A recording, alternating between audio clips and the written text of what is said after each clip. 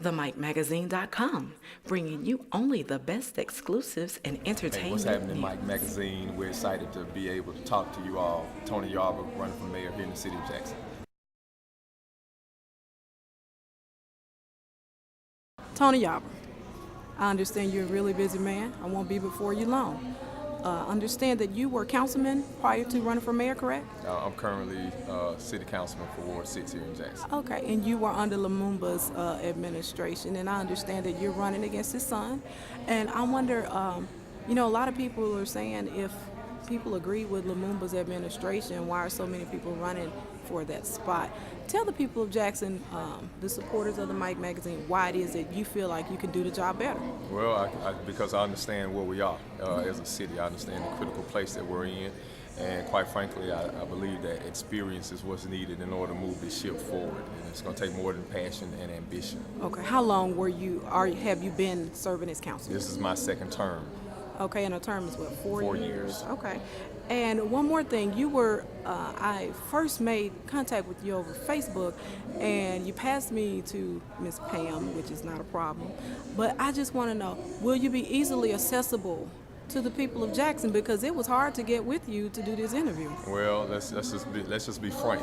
As a mayor, I think you understand and will respect the fact that when you're overseeing thousands of employees, that accessibility simply means that you were able to contact me, and then I was able to get you directly to someone who could assist you in doing this. Where can we find you?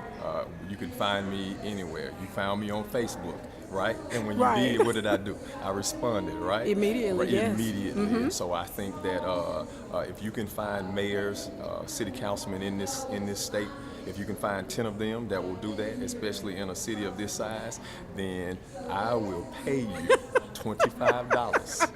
So Per person. My accessibility, I think, is self-explanatory in that regard. Okay, so what do you do when you're not councilman? I understand you were talking about your church. Mm-hmm. So you're a pastor? I'm a pastor, I'm a daddy, I'm a husband, I am a football coach, Okay. I am an educational consultant, I'm a motivational speaker, I'm a leadership developer. For the people who are watching this, tell them what it is that they need to know in efforts to know that you are the person for the position. Well, here's what I'll tell you. Okay. First of all, if what kind of car do you own? Mazda, You Roddy. own a Mazda, right? All right, so I have an uncle, his name is Leroy. Okay. Leroy is a mechanic.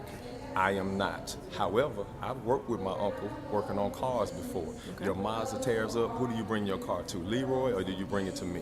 Okay, Leroy. Why?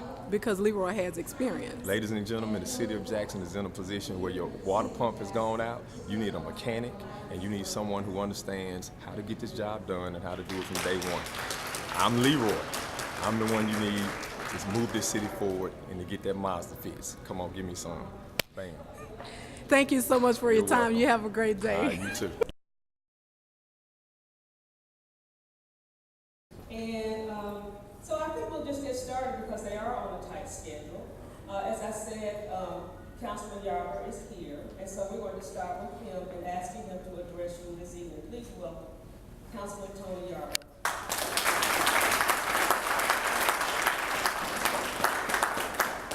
Good evening. Well, let me thank you all for the opportunity to speak to you. I'm humbled by the fact that I do have the opportunity to stand here and talk to businessmen and women who are making this city go around. My dad has always told me that you never promise anything that you can't put your hands on. And so I've learned over the last few years of being in politics that you never say anything that you can't see. So let me tell you what we can see. Let me tell you the kinds of things that we can ensure that you can hold us accountable for. We understand that in the city of Jackson that we are the only ones in the state who have an actual EBO office and policy. But what we do understand is that that has not been implemented effectively and efficiently. It has not been implemented to its full capacity.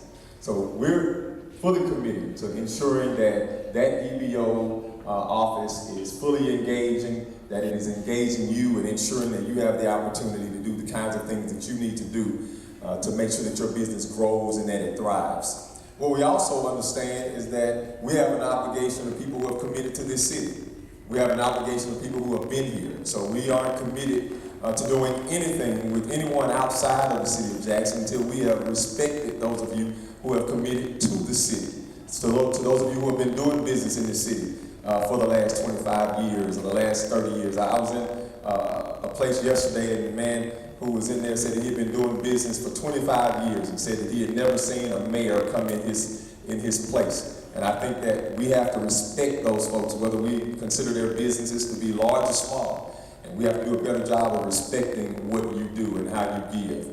Finally, we want to be sure that we're doing our part to work alongside with you as we engage the state legislature to ensure that we have the same EBO opportunity all over the state of Mississippi, so that you're able to stretch out and your arms are able to reach further than simply in the city of Jackson, and so that you can leverage what's happening all over the state.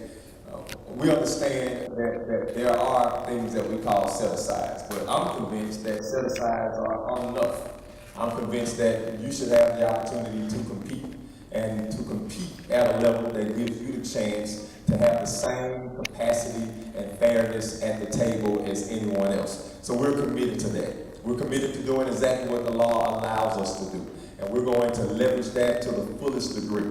We're going to be sure that you understand that the kind of taxes that you pay on your business will be respected the same way as folks who pay taxes on their businesses. So we're committed to you. I'm just excited to have the opportunity to stand and look in your faces. Many of you, we have used your services before, whether it's in things that we've done, in our own personal things that my wife and I have done, or in our church. I'm looking at my good friend who helped us furnish ANTAR church, and she was able to do that, and we appreciate that. We were able to use drywall services from the local business right next to our church, and so we understand the importance of making this money go around in a circle. Thank you for your time. Thank you for the opportunity to speak to you, and I look forward to working with you to ensure that businesses in the city of Jackson, specifically those of you who represent the minority businesses, have a fair shake at this table.